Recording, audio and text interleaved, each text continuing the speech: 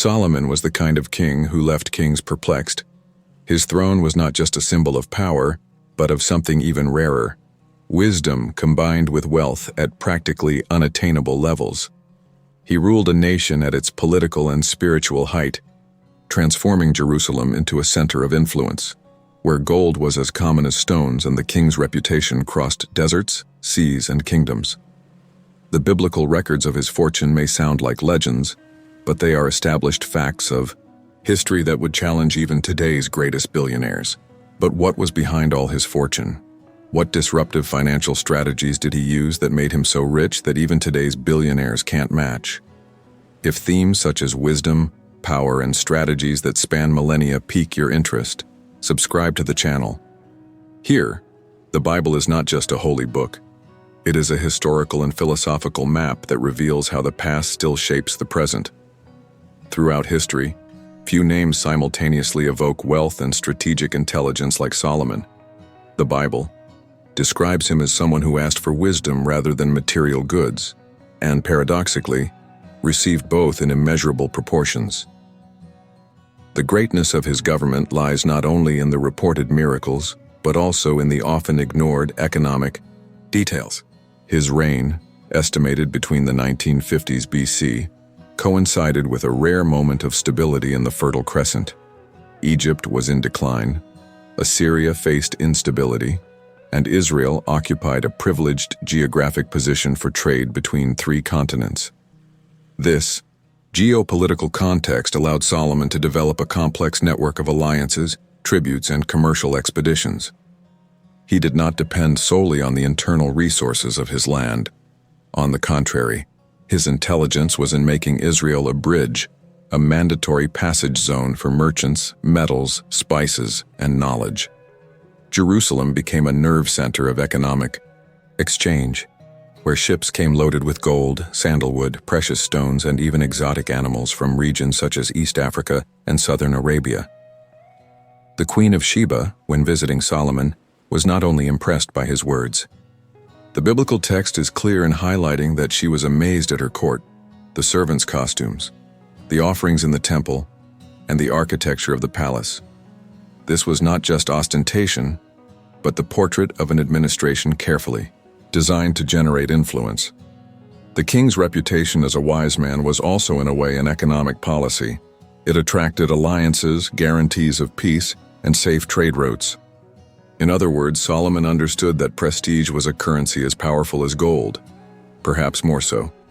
Their ships, built in partnership with the Phoenicians from the city of Tyre, explored routes that remain shrouded in mystery to this day. The land of Ophir, mentioned as a source of refined gold, has never been precisely located, which only increases the fascination with its commercial network. The amount of gold that reached the royal coffers annually, according to the Book of Kings, was 666 talents. This, in current weight, represents more than 20 tons of gold per year. But Solomon's true genius may not be in the sum, but in the way he structured the system. It wasn't just an accumulation of wealth. It was the creation of an economic ecosystem in which the king didn't need to invade territories, but rather make them want to trade with him. It was a model of silent influence, highly profitable and surprisingly sophisticated for its time. The structure that supported this network of prosperity was carefully engineered by a combination of diplomacy, logistics, and economic intelligence. Solomon understood the importance of creating a system that not only accumulated wealth, but also circulated it strategically.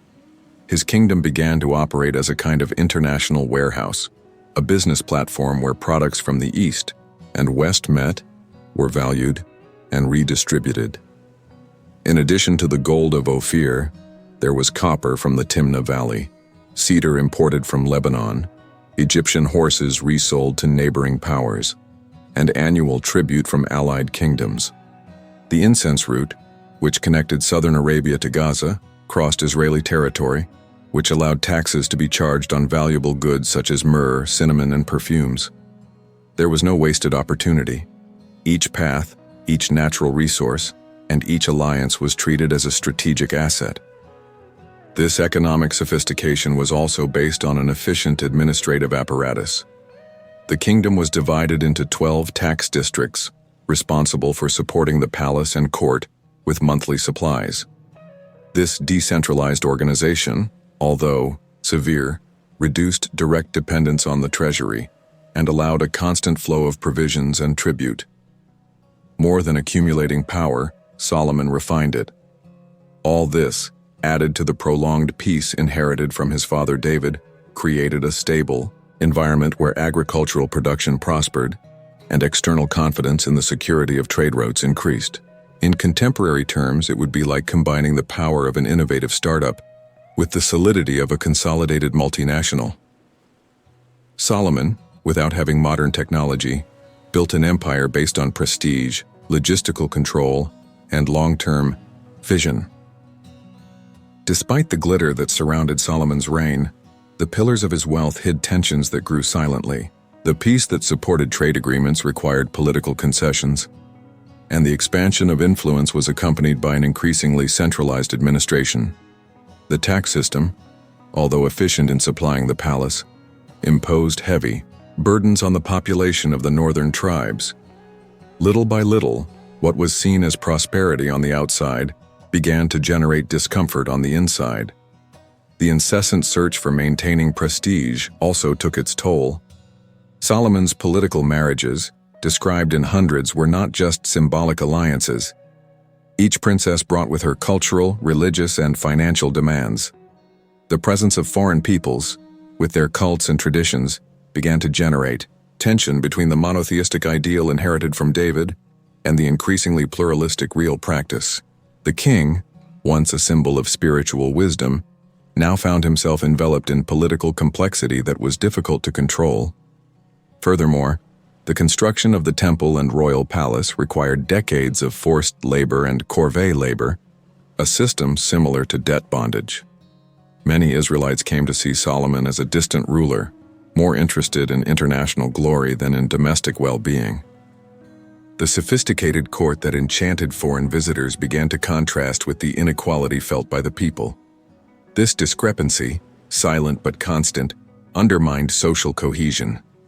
Economic strength did not prevent the emergence of internal cracks. Solomon, who designed one of the most powerful machines of influence in antiquity, also planted the seeds of fragmentation. His model, although brilliant in results, depended on a fragile balance between appearance and support. And when the scales began to weigh on one side, not all of the king's wisdom would be enough to contain discontent. After his death, what seemed like an indestructible kingdom shattered almost immediately.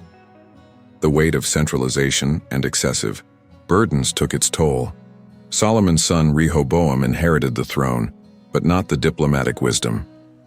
Ignoring the people's pleas for tax relief, he responded harshly, and in a single gesture precipitated the division of the kingdom into two parts, Israel in the north and Judah in the south.